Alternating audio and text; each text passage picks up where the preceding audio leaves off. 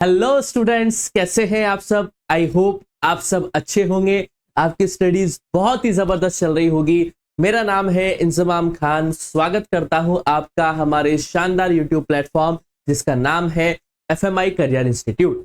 जैसा कि बच्चों आपको पता है कि हमने क्लास 11th बिजनेस स्टडीज का chapter number 2 forms of business organisation बहुत ही शानदार तरीके से स्टार्ट किया था और आज हम उस चैप्टर का लास्ट लेक्चर पढ़ने वाले हैं, लेक्चर नंबर 6।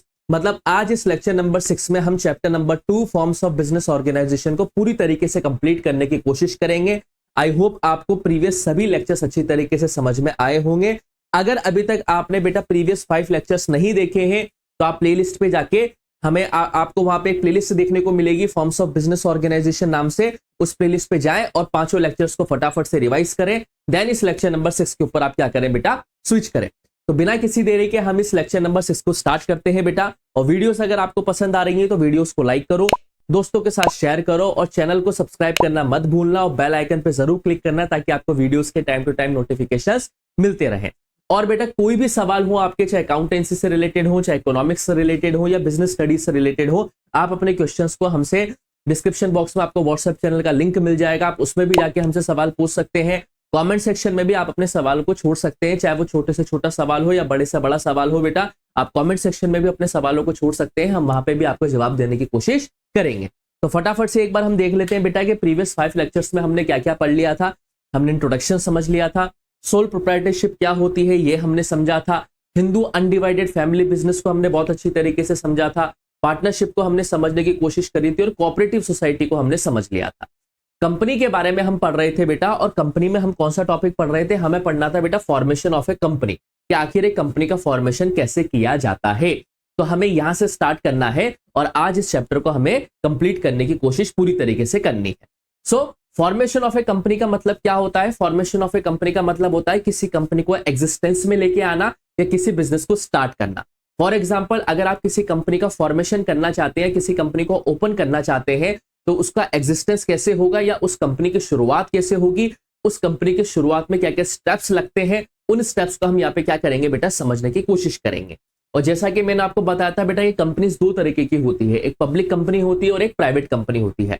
पब्लिक कंपनी वो होती है जिसमें गवर्नमेंट का इंटरफेयर होता है और प्राइवेट कंपनी वो होती है जिसमें गवर्नमेंट का कोई इंटरफेयर नहीं होता है, एक इंडिविजुअल या ग्रुप ऑफ इंडिविजुअल्स के जरिए जो रन करी जाती है।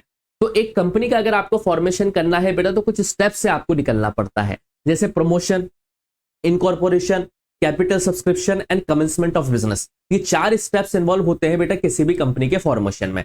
Promotion, incorporation, capital subscription and commencement of business, ये 4 स्टेप्स किसी भी कंपनी के फॉर्मेशन के अंदर बहुत ही इंपॉर्टेंट रोल प्ले करते हैं। अगर एक प्राइवेट कंपनी हम ओपन कर रहे हैं बेटा तो उसमें सिर्फ 2 लेवल से काम हो जाएगा, 2 स्टेप से काम हो जाएगा, जैसा कि प्रमोशन और इनकॉर्पोरेशन। लेकिन अगर आप पब्लिक कंपनी सेटअप कर रहे हैं या कोई पब्लिक कंपनी सेटअप हो रही है तो उसमें आपको 4 स्टेजेस से निकलना पड़ेगा। जैसा कि हमने यहाँ पे लास्ट में नोट पुट करा हुआ है बेटा कि अगर कोई प्राइवेट कंपनी है तो सिर्फ उसको 2 स्टेजेस ही फुलफिल करना जरूरी है, जो कि है प्रमोशन और इनकॉर्पोरेशन। लेकिन अगर कोई पब्लिक कंपनी है तो उसे 4 स्टेजेस को फुलफिल करना जरूरी है, जो कि है promotion, incorporation, capital subscription and commencement of business. तो इन चारों को हम एक एक करके डिटेल में बहुत ही अच्छी तरीके से समझने की कोशिश करेंगे कि आखिर ये होते क्या है। तो प्रमोशन का मतलब क्या होता है? देखिए, प्रमोशन का मतलब होता है, promotion means conceiving a business opportunity and taking an initiative to form a company.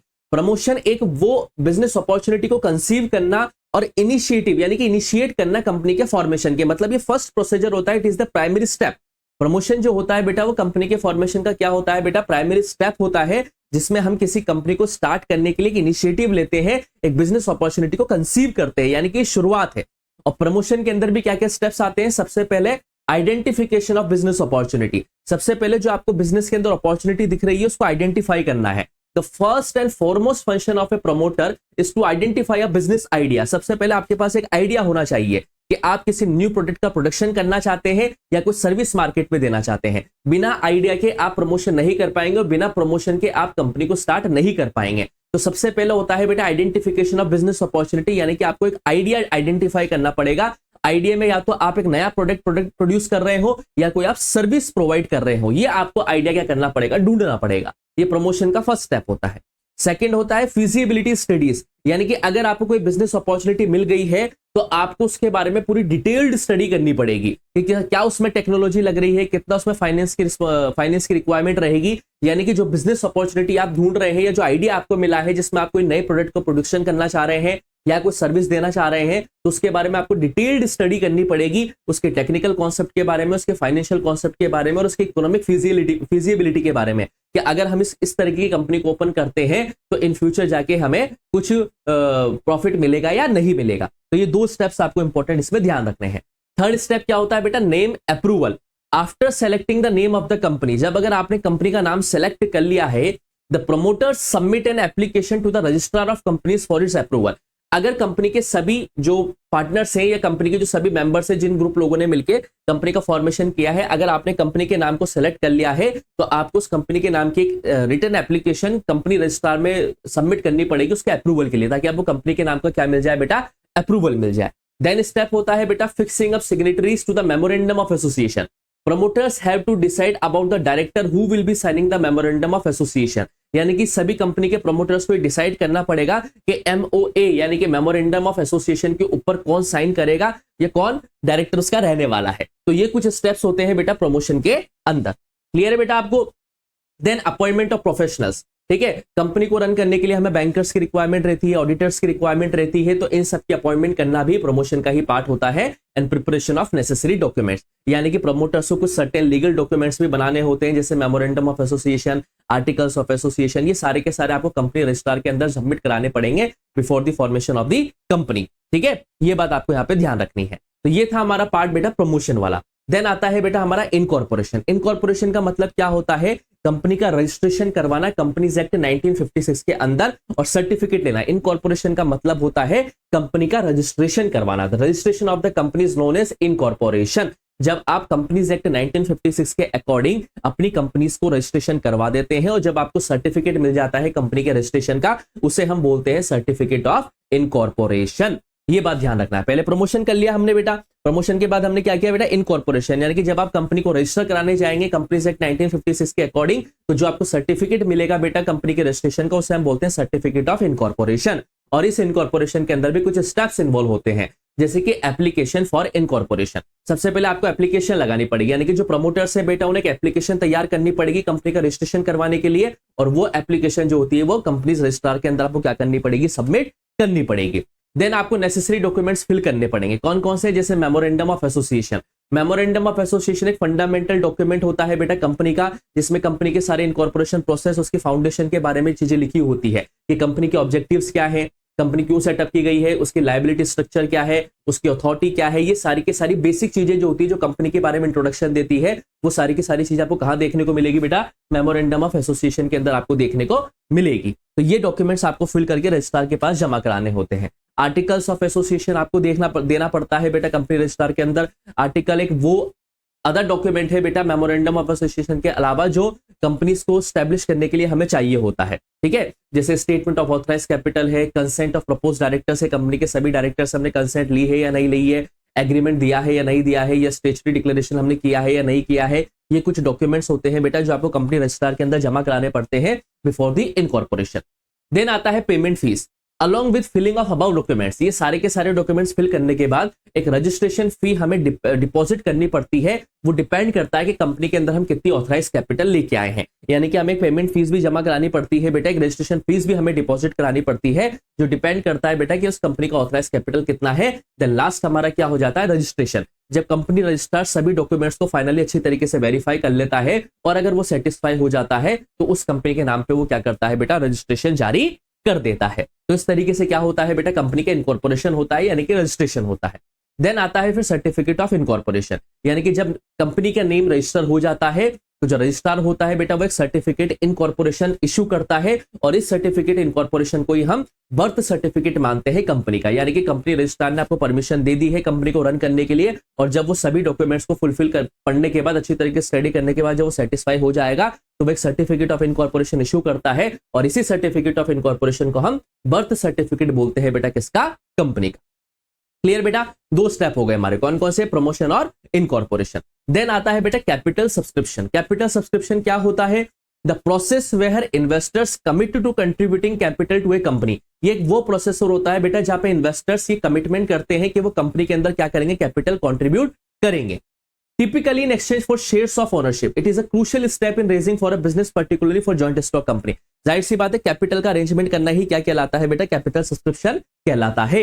अब अगर हमें पब्लिक से फंड्स को रेज करना है बेटा तो उसके लिए हमें कुछ स्टेप्स की रिक्वायरमेंट है। जैसे सेबी, सेबी क्या होता है बेटा, शेयर मार्केट को कंट्रोल करने के लिए जो एक रेगुलेटरी बॉडी है इंडिया के अंदर वो होती है बेटा SEBI, securities and exchange board of India. ठीक है, कंपनी क्या करती है बेटा, शेयर्स निकालती है पब्लिक फंड्स को अरेज करने के लिए और सेबी की गाइडलाइन से उनको सेबी से पहले उनको परमिशन लेना पड़ेगा और सेबी की गाइडलाइन के अकॉर्डिंग ही वो पब्लिक से क्या कर पाएगी बेटा, फंड्स को रेज कर पाएगी। दूसरा स्टेप क्या होता है बेटा, प्रोस्पेक्टस फिलिंग। एक प्रोस्पेक्टस एक डिटेल्ड डॉक्यूमेंट होता है बेटा जिसमें कंपनी की फाइनेंशियल पोजीशन के बारे में लिखा होता है, उसके फ्यूचर प्रोस्पेक्ट्स के बारे में लिखा होता है और डिटेल्ड इंफॉर्मेशन लिखी होती है कि वो पब्लिक को क्या ऑफर करना वाले हैं। This document need to be filled with the register of company, और इस प्रोस्पेक्टस को भी आपको रजिस्टर ऑफ कंपनीज के बीच में फिल करना पड़ेगा। मतलब कैपिटल सब्सक्रिप्शन का मतलब ये है कि आपको मार्केट से क्या करना है, कैपिटल अरेंज करनी है। अपॉइंटमेंट ऑफ इंटरमीडिएट्स, आपको इंटरमीडिएटर्स की भी अपॉइंटमेंट करनी पड़ती है जो पब्लिक ऑफरिंग प्रोसेस को क्या करेगा, मैनेज करेगा। ठीक है, जैसे बैंकर्स हो गए या ब्रोकर्स हो गए या अंडरराइटर्स हो गए, इनकी भी हमें अपॉइंटमेंट करनी पड़ती है बेटा ताकि ये इस कैपिटल सब्सक्रिप्शन के मैटर को बहुत अच्छी तरीके से क्या कर पाए, स्मूथली रन कर पाए। देन आता है हमारा minimum subscription. Regulatory bodies may stipulate subscription amount. This ensures the company raises a certain level of capital before proceeding. And the last is stock exchange listing. Public companies typically aim to list their shares on a stock exchange. Public companies जाहिर सी बात है चाहती है कि उनकी जो list है वो स्टॉक एक्सचेंज के मार्केट में आ जाए और पब्लिक क्या करे बेटा, ज्यादा से ज्यादा उनको पैसा इन्वेस्ट करे ताकि उनकी रीच क्या हो सके बेटा, ज्यादा से ज्यादा बढ़ सके। और देन लास्ट हमारा क्या आ जाता है बेटा, कमेंसमेंट ऑफ बिजनेस, यानी कि बिजनेस की शुरुआत होना। The commencement of business signifies A companies official start of operation. Commencement of business का मतलब क्या होता है बेटा कि कंपनी ने अपने ऑपरेशंस को ऑफिशियली स्टार्ट कर दिया है।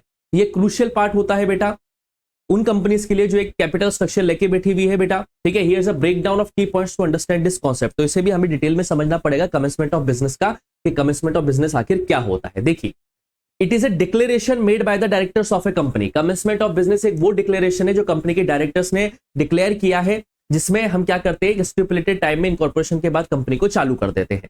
इस डिक्लेरेशन के अंदर ये कंफर्म किया जाता है कि जो कंपनी के मेमोरेंडम ऑफ एसोसिएशन है और जो शेयर्स वैल्यू है या सभी बोर्ड ऑफ डायरेक्टर्स के बीच में क्या बन चुकी है बेटा, सहमति बन चुकी है, वो कंपनी को रन करने के लिए पूरी तरीके से क्या है, तैयार है।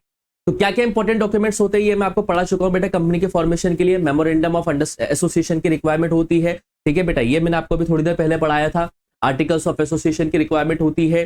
प्रोस्पेक्टस की रिक्वायरमेंट होती है बेटा, जिसमें कंपनी की फाइनेंशियल इंफॉर्मेशन होती है और वो पब्लिक को क्या ऑफर हो कर रही है, ये भी चीजें उसके अंदर हो जाती है। So that is all about the formation of a company, जो कि है promotion, incorporation, capital subscription and commencement of business. अब एक लास्ट टॉपिक आ जाता है हमारा बेटा, choice of form of business organisation. यानी कि जब आप किसी कंपनी या किसी बिजनेस को करने के सोच रहे हैं तो उसके पहले आपके पास बहुत सारी चॉइसेस होती है। ठीक है, आपको ओनरशिप का ध्यान रखना पड़ता है, आपको लायबिलिटी का ध्यान रखना पड़ता है, आपको मैनेजमेंट स्ट्रक्चर का ध्यान रखना पड़ता है, आपको कैपिटल का ध्यान रखना पड़ता है कि ये चीजें अरेंज कहां से होगी। तो जब एक इंडिविजुअल किसी बिजनेस ऑर्गेनाइजेशन को रन करना चाह रहा है तो वो क्या क्या फैक्टर्स ध्यान में रखे। तो सबसे पहला, nature and size of business. आपको सबसे पहले देखना पड़ेगा कि आप जो बिजनेस कर रहे हैं उसका नेचर क्या है, उसकी साइज क्या है। स्मॉल हो, लो रिस्क बिजनेस हो जैसे रिटेल शॉप है या कंसल्टेंसी है या सोल प्रोप्राइटरशिप है, और goods for business require combining skills and resources for partnership. मतलब आप किसी बिजनेस ऑर्गेनाइजेशन को अगर आप सेटअप कर रहे हैं तो आपको उस बिजनेस ऑर्गेनाइजेशन का नेचर और उसके साइज के बारे में भी क्या करना पड़ेगा बेटा, सोचना पड़ेगा। दूसरा, लायबिलिटी, यानी कि आप जिस बिजनेस को रन करने की सोच रहे हो उसके अंदर लायबिलिटी कैसी है, अनलिमिटेड लायबिलिटी है या लिमिटेड लायबिलिटी है, जैसे सोल प्रोप्राइटरशिप के अंदर अलग अलग होती है। ठीक है, तो आपको लायबिलिटी पे भी फोकस करना पड़ेगा कि आपकी जिम्मेदारी अनलिमिटेड है या लिमिटेड। तीसरा, मैनेजमेंट पे आपको फोकस करना पड़ेगा। जैसे ओनर्स जो होते हैं, जैसे सोल प्रोप्राइटरशिप होती है बेटा, उसमें सारी डिसीजन मेकिंग पावर एक इंडिविजुअल पर्सन के हाथ में होती है। वहीं पर ही पार्टनरशिप में आपको सभी पार्टनर से डिस्कशन करना पड़ता है, तो मैनेजमेंट में थोड़ा सा हमें दिक्कतें देखने को मिल जाती है। तो आप जब अपना बिजनेस ऑर्गेनाइजेशन चालू कर रहे हैं तो उसमें आपको मैनेजमेंट को भी देखना पड़ेगा कि आप मैनेजमेंट कैसे रन करना चाहते हैं। चीजें क्लियर है बेटा? तो ये कुछ इंपॉर्टेंट चीज है बेटा जो आपको ध्यान में रखनी चाहिए जब आप एक बिजनेस ऑर्गेनाइजेशन स्टार्ट करने वाले हैं, जैसे कि उसका नेचर क्या है, उसकी लायबिलिटी क्या है और उसकी मैनेजमेंट स्टाइल क्या है। सो these all are the things all about the forms of business organization। यहाँ पे हमारा forms of business organization बेटा चैप्टर पूरी तरीके से कंप्लीट होता है। आई होप आपको ये सारी की सारी चीजें समझ में आई होगी। फिर भी कोई अगर आपको दिक्कत आती है बेटा तो आप कमेंट सेक्शन में अपने सवालों को छोड़ सकते हैं। ऐसे ही बेहतरीन वीडियोस आपके लिए अकाउंटेंसी, बिजनेस स्टडीज और इकोनॉमिक्स की आती रहेगी। बस आपको वीडियोस को लाइक करना है, दोस्तों के साथ शेयर करो, चैनल को सब्सक्राइब करो और बेल आइकन पे क्लिक करना मत भूलना, ताकि आपको वीडियोस के टाइम टू टाइम नोटिफिकेशंस मिलते रहे। जल्दी ही मिलूंगा बेटा आपसे चैप्टर नंबर 3 के साथ। तब तक के लिए आप लोग पढ़ते रहिए, मस्त रहिए। Thank you.